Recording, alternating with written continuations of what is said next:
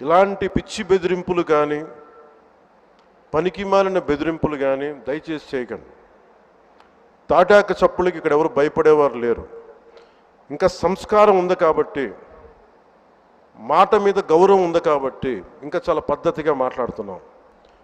చాలామందికి ఒక ఆలోచన ఉండొచ్చు, మళ్ళీ ఆ ప్రభుత్వం వస్తే ఏం వద్దు, నా ప్రభుత్వం రావట్లేదు అనుకోలేదు.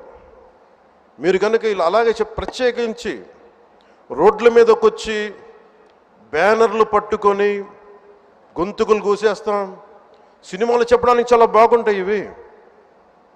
నేను సినిమాల నుంచి వచ్చిన వాడిని, సినిమాలు చెప్పడానికి చాలా బాగుంటాయి. నిజ జీవితంలో నమ్మి మోసపోకండి. కాలు మక్కిలు ఎరకొట్టు కింద కూర్చోబెడతాం. జాగ్రత్త, పిచ్చి వేషాలు వేయకండి ఎవరు కూడా. ఇవి సరదాగా ఉండే విషయాలు కాదు ఇవి. శాంతి భద్రతలను ఏమాత్రం